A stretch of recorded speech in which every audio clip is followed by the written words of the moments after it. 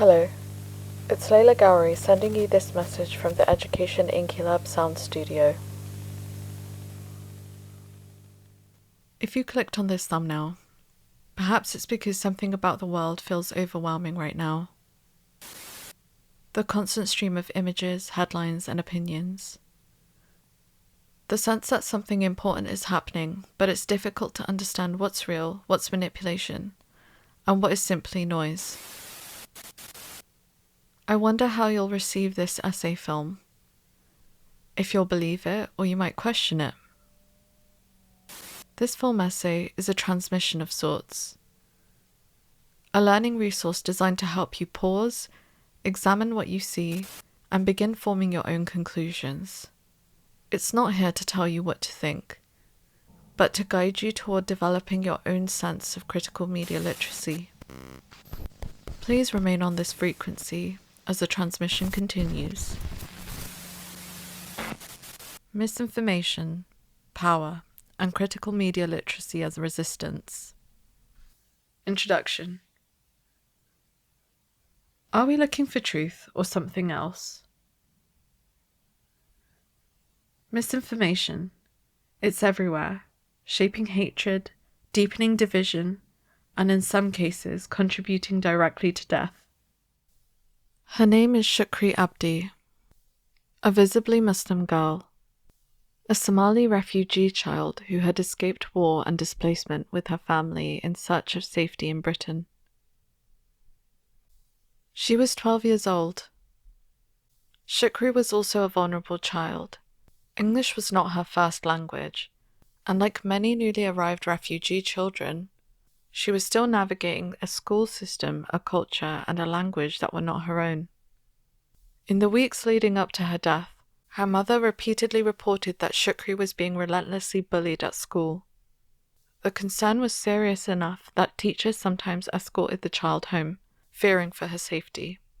Yet the complaints went largely unresolved. On the evening of the 27th of June, 2019, Shukri was near the River Irwell in Greater Manchester with other children. Shukri could not swim.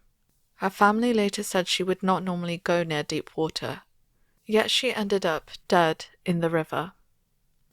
During the inquest, testimony later revealed that one child had told a carer she had threatened to kill Shukri if she did not enter the water. This was said reportedly in a laughing and joking manner. Another child reported that the same girl had been bullying Shukri earlier that day. Shortly after 8 p.m., police were called to the river. An underwater search team recovered Shukri's body shortly before midnight.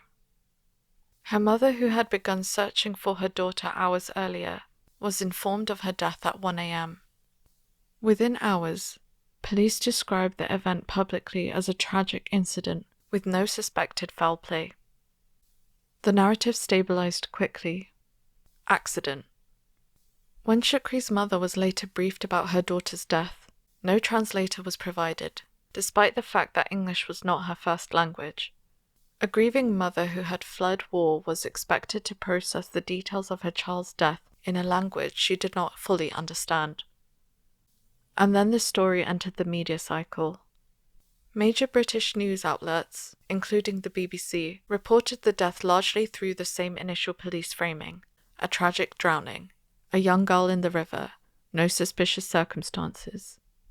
The coverage was brief.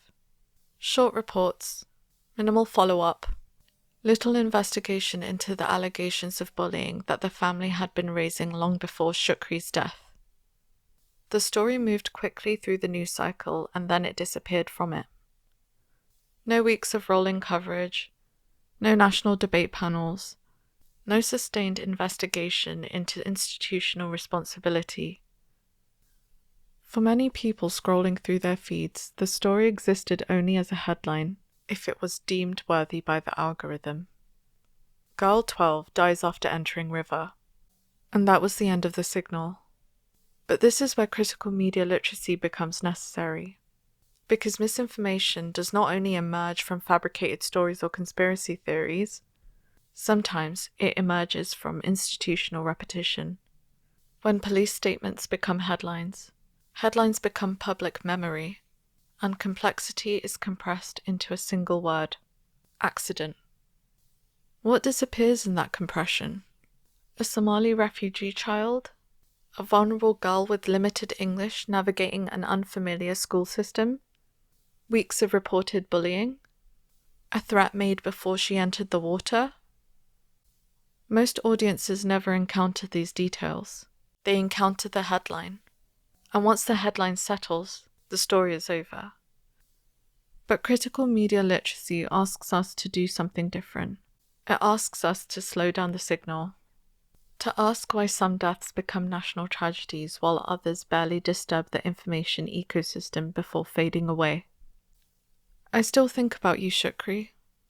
You would be 19 or 20 years old at the time of this broadcast.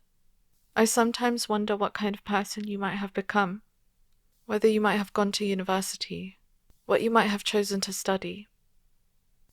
And I cannot help but ask another question. If this had been a white British child, lured into the water by brown children, would the national response have been the same? Or would the media ecosystem have reacted very differently? Because in the information age, attention itself is a form of power, which means the absence of attention can also be a kind of message. Ofcom, the UK's independent regulator for the communications industries, has reported in its 3-year media literacy strategy 2024 that when people spend extended time on social media, they often consume information uncritically, failing to distinguish between legitimate journalism and polemic echo chambers. This brings us to a central question that underpins this video essay. Are we, the proletariat, actually searching for truth, or are we searching for affirmation, belonging, and emotional certainty? To answer this, we must first understand what critical media literacy is and how it operates and why it has become indispensable. What is media? Media refers to the systems, technologies, and practices through which information and images are produced and consumed. This includes news, film, television, social media, advertising, and digital platforms. On a deeper level, in society, media becomes the infrastructure through which reality is organized. The distributors of media and the algorithms that perpetuate messages decide which stories are amplified and which voices are sidelined. Every headline, algorithm, image, and notification shapes how we understand the world and our place within it. When media becomes the primary way we encounter education, politics, and culture, learning how it works is no longer optional, because this tool can be used for good as well as for harming the public. Therefore, identifying the truth becomes challenging, because truth is not universal or fixed. It's shaped by history, culture, power, agency, and lived experience. Meaning that what is accepted as true in one society may be contested or even erased in another. It becomes a question of power. What is media literacy? From skills to power.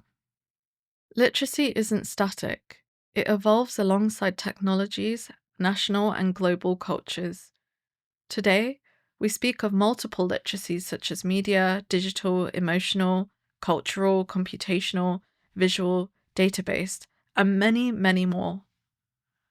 Yet among all of these, media literacy is foundational because it mediates how all other knowledge is consumed. In Ofcom's 3-year media literacy strategy, they define media literacy as the ability to use, understand, and create media and communications across multiple formats and services. Embedded within this definition is a demand that the process of media creation must be demystified.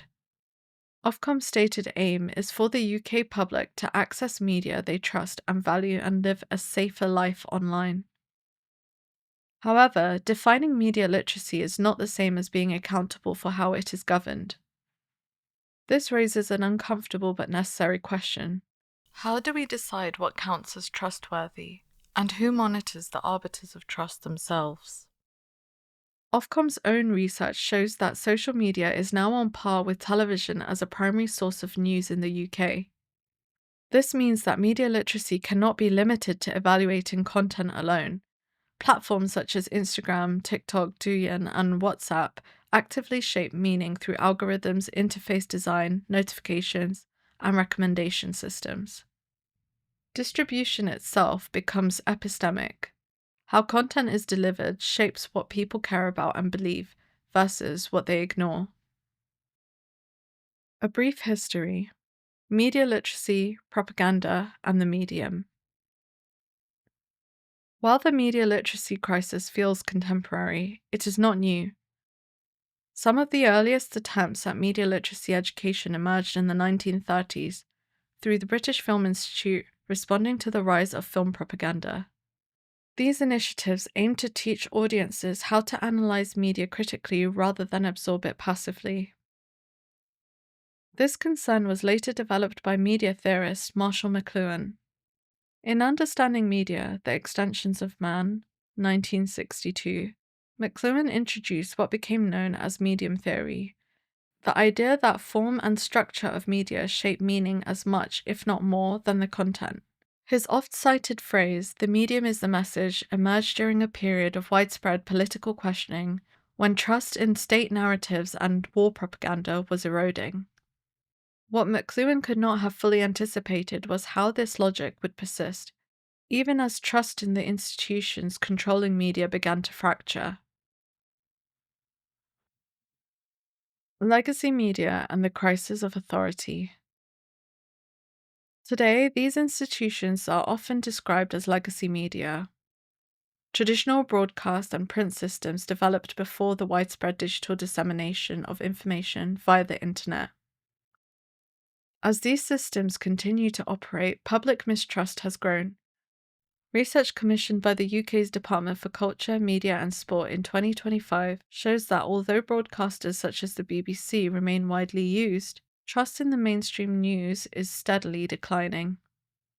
Political bias, agenda-driven reporting, corporate influence, and misinformation are frequently cited reasons. This situation echoes the work of Italian Marxist theorist Antonio Gramsci, who argued that political power is sustained not only through force, but through cultural leadership and consent. When institutions that once shaped shared meaning lose credibility, Gramsci described this as a crisis of authority, a moment when dominant ideologies no longer command belief, yet no new consensus has emerged to replace them. Here, a repeating pattern emerges, one that mirrors earlier systems of propaganda, but now operates through digital infrastructure. Representation, propaganda, and meaning-making. Media and communication scholars Garth Jowett and Victoria O'Donnell define propaganda as the deliberate, systematic attempt to shape perceptions, manipulate cognition, and direct behavior in ways that serve the propagandist's interest. Rather than relying on factual persuasion, propaganda functions through simplified messaging, emotional triggers, and symbolic dog whistles, often mobilizing fear rather than reason. British-Jamaican cultural theorist Stuart Hall further reminds us that the meaning of an event does not exist outside of representation. For Hall, media does not merely reflect reality, it actively produces it through ideological framing. Whether legacy or digital, media should therefore never be accepted at face value, not even this essay film, even with all its references. From representation to simulation, AI and slop. This problem intensifies with artificial intelligence. In 2025, Australia's Macquarie Dictionary named AI slop as its word of the year, referring to low-quality mass-produced AI-generated content designed to capture attention rather than inform. Such content floods feeds with repetition, stereotypes, and emotional bait. Research shows that exposure to AI-generated stereotypical content, particularly about ethnicities, religions, or urban areas, can produce aversion and reinforce prejudice. Investigations have revealed that much of this content is produced transnationally for financial gain, exploiting local tensions for algorithmic profit. The article written by the Bureau of Investigative Journalism probed into how Sri Lankan influencer Geeth Suryapura built a network of over 100 Facebook pages and groups that spread anti-migrant, Islamophobic, and politically inflammatory content to UK audiences, often using AI-generated posts and videos, and monetized this engagement through advertising revenue, allegedly earning around £300,000. This shows how generative AI accelerates the production of divisive content and how Suryapura teaches others to replicate the model through paid Facebook monetization courses, highlighting the commercialization of hate speech and disinformation. When misinformation becomes ambient rather than exceptional, fear no longer arrives as a single event, it becomes a condition. Living in a terrorist society. French Marxist philosopher Henri Lefebvre described this condition as the terrorist society, a social order governed not by overt violence but by diffuse pressure, constant anxiety, and the illusion of freedom. 1984. For Lefebvre, everyday life becomes saturated with managed fear and distraction, making domination feel normal rather than imposed. Media plays a central role in sustaining this state, diverting attention, normalizing precarity, and discouraging systemic critique. To rise above this condition, we must turn to media analysis. Active audiences, social learning, and cultural power. Stuart Hall's encoding and decoding model positions audiences as active interpreters of meaning, shaped by social context rather than passive recipients of information. Similarly, African-American feminist theorist Bell Hooks frames media as a pedagogical force.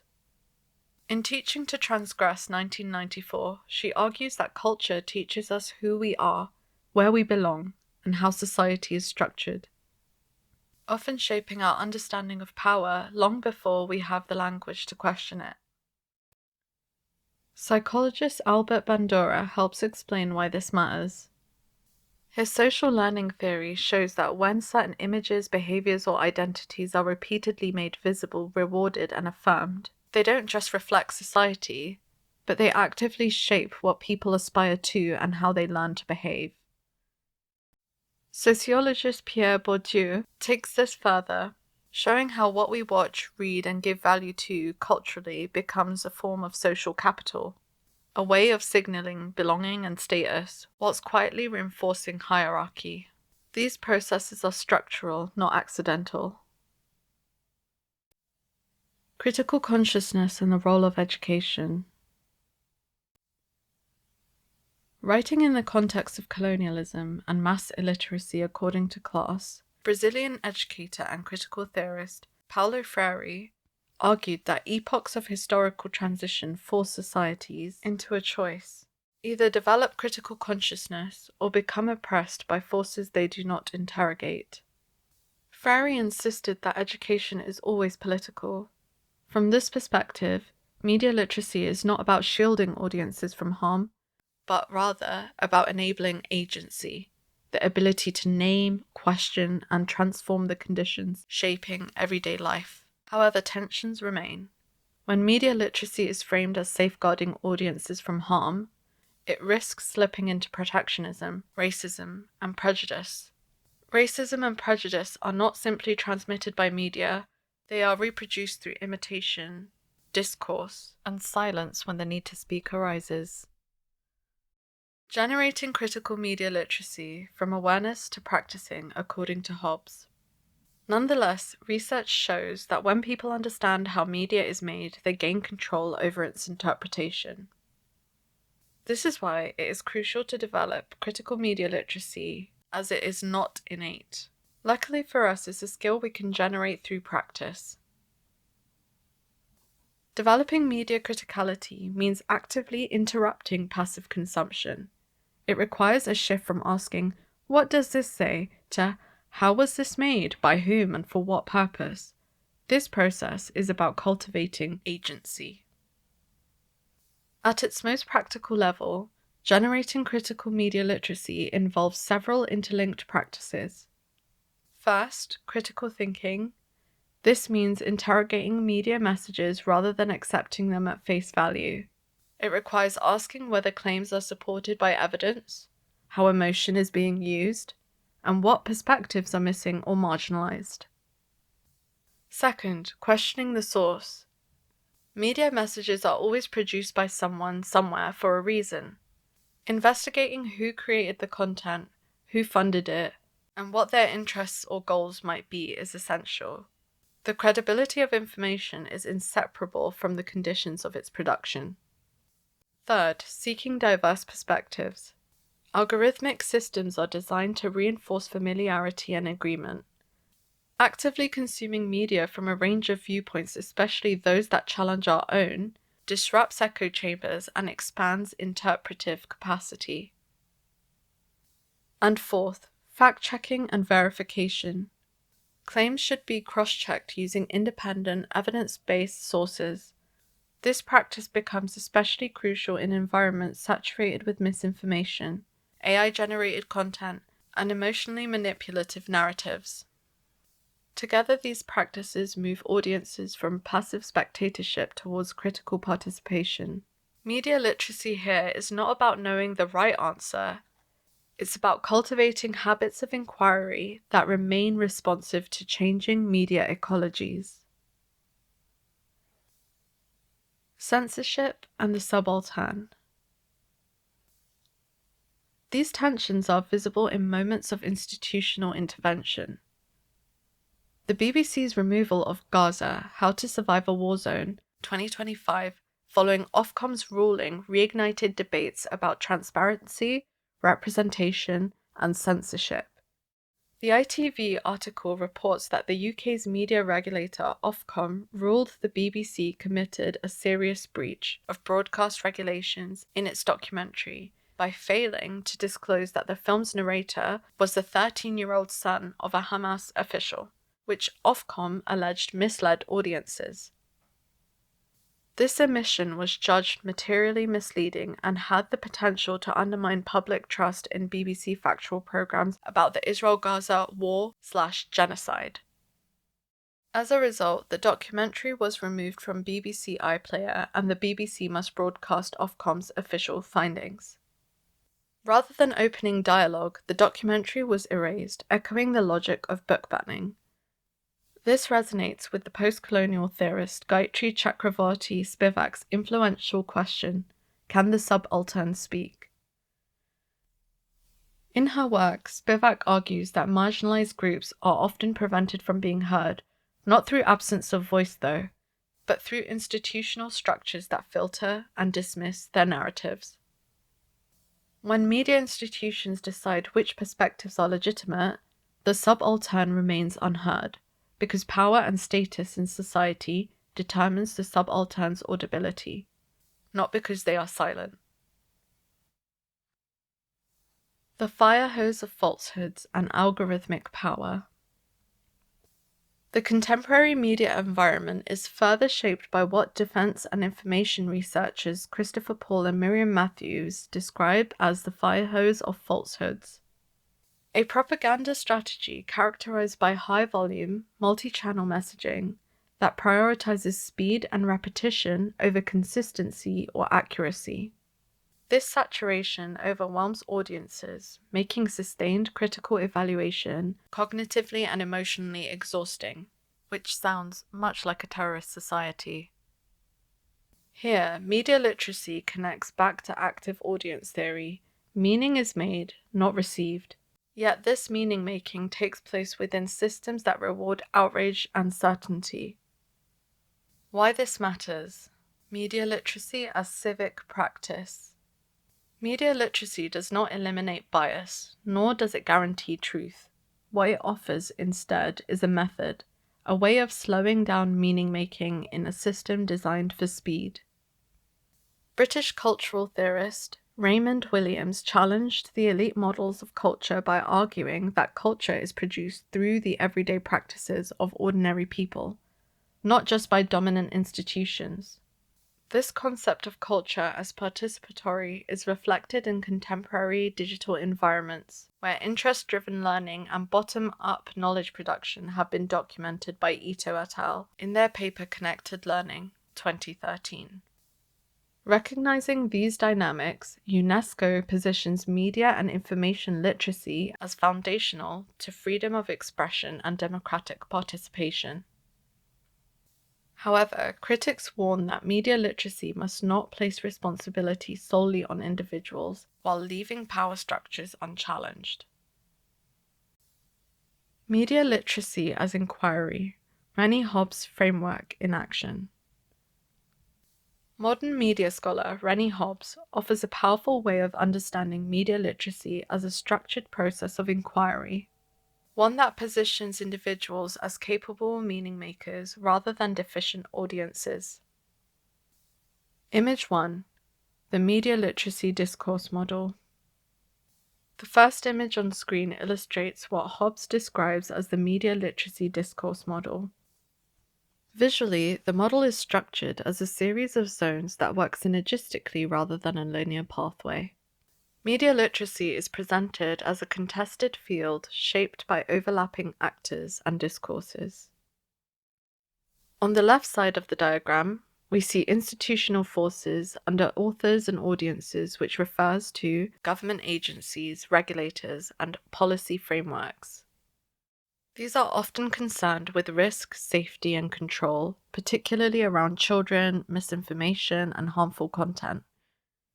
Media literacy here is framed defensively as a protective shield against media harm. On the opposite side are the representations and realities looking into cultural and educational forces, educators, communities, activists, and media makers. In this space, media literacy is framed as empowerment, the ability to analyze, create, and challenge media representations and to participate meaningfully in public culture. Running through the center of the model is the individual, under messages and meanings, not as a passive recipient of media, but as an active interpreter operating within these competing pressures.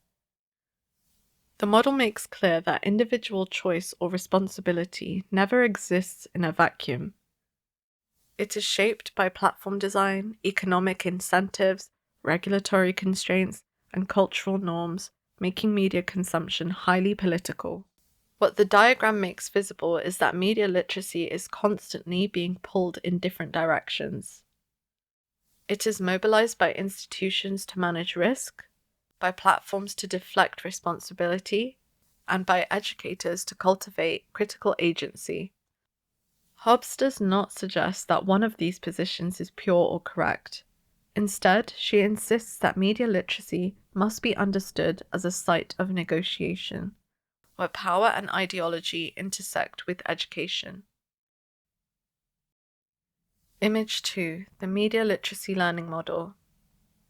If the first model shows us where media literacy is positioned within society, the second model shows us how it can be practiced. The learning model responds to those tensions by outlining a process of inquiry. It centers 5 practices. 1. Access. People must be able to locate and engage with media without being restricted by platform design or gatekeeping structures. 2. Analysis. Audiences critically examine media messages by questioning authorship, purpose, platform, representation, and context. 3. Creation. By producing their own media, individuals demystify the production process. Creation reveals that media is not esoteric or inaccessible, but constructed and therefore contestable. 4. Reflection.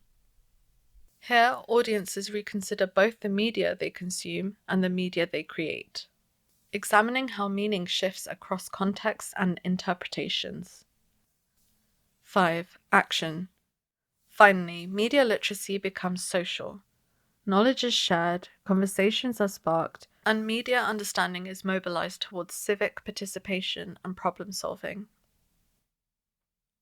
This learning model aligns closely with Freirean pedagogy, whereby it is understood that knowledge is not deposited into passive learners but generated through dialogue, experimentation, and reflection. Media literacy, in a sense, becomes a lifelong process rather than a finite skill set, continually adapting as media ecologies evolve. Why this pairing matters. The relationship between the two models becomes clear here. The discourse model shows that individuals are operating within systems they did not create, whereas the learning model offers a way to navigate those systems without accepting them as fixed. It does not deny structural constraint, maintaining the active participation within critical media literacy. Together, the models argue that media literacy cannot be reduced to personal responsibility alone, nor can it be solved purely through regulation. Instead, critical agency emerges through practice, through cycles of questioning, making, reflecting, and acting within contested media spaces. This is where media literacy becomes emancipatory, because it equips people to recognize power, intervene in representation, and imagine alternatives, rather than accepting neutrality or safety as the status quo. This pairing is especially urgent in a moment where audiences are blamed for misinformation, while platforms and institutions evade accountability. Hobbs' work refuses that simplification. It insists that while individuals must be equipped to think critically, they must also be supported by structures that value participation, plurality, and democratic expression. Conclusion. Critical media literacy as a resistance. We began with misinformation, not as a glitch in the system, but as a structural condition of contemporary media. This project has shown that misinformation thrives because media environments are designed to reward fear. Algorithms do not merely reflect prejudice, they amplify it. And critical media literacy is not a neutral skill set. It's a civic practice that asks who benefits from fear, whose voices are marginalized, and how reality itself is being constructed. It does not promise truth. What it offers instead is responsibility, to question authority without collapsing into cynicism, to recognize representation without denying lived experience, and to participate actively in meaning-making with society. If media helps produce prejudice, then critical engagement becomes a form of resistance. And the question that remains is whether those in power are willing to tolerate a public that truly practices it. A practical step to begin your journey.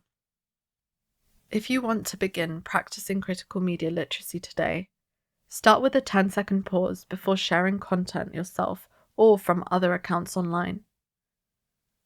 When you feel the urge to repost, ask yourself, who created this content and why? What emotion is it trying to trigger? What is missing or left out? Who benefits if this spreads? If you can't answer these questions quickly, that's a sign to pause, verify, and seek alternative sources. This small pause interrupts the automatic spread of misinformation, and it is the first step towards reclaiming your power in a media environment designed to rush you into certainty. Thank you for tuning in to Education Inculab. The transmission is now over.